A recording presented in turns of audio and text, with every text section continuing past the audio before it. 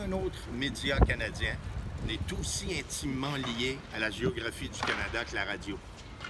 Parce que l'essentiel de la population canadienne habite à l'intérieur d'une bande à peu près 100 km au nord des États-Unis, dès l'avènement de la radio, les résidents de Montréal, de Toronto, de Vancouver, même de Québec à la limite, avaient accès à l'ensemble des stations nord-américaines et donc consommaient des contenus d'abord de langue anglaise, mais surtout avec des valeurs, avec un star system américain, etc. C'est devenu extrêmement préoccupant.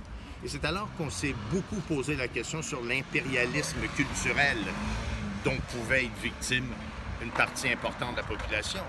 La culture impériale des Américaines en arrivait à influencer une variété de nos champs d'action au Canada.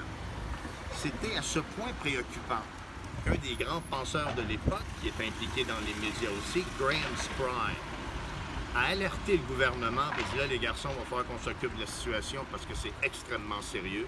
Si le gouvernement n'intervient pas, on risque à terme d'américaniser la population canadienne.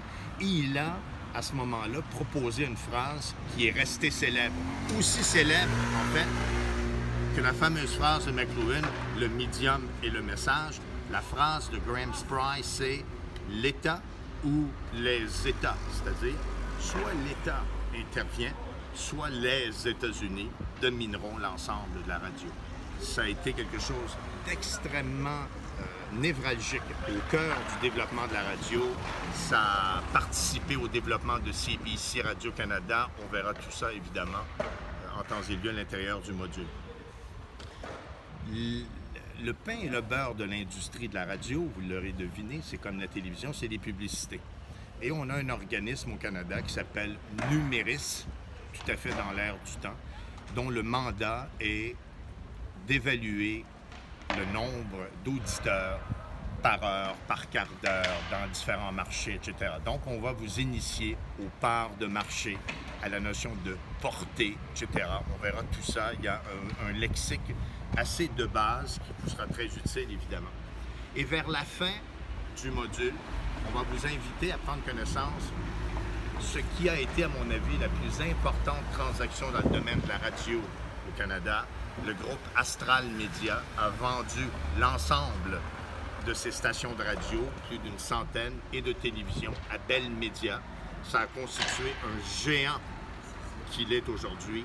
C'est cette transaction qui est véritablement à la base de la création de Bell Media et de l'importance névralgique, encore une fois, qu'occupe ce groupe dans le paysage canadien. Donc, un module sur la radio extrêmement riche en informations qui va vous donner des connaissances pratiques qui éventuellement pourront vous servir si vous entrez le milieu de la radio pour un de vos premiers postes après votre diplomation de l'université.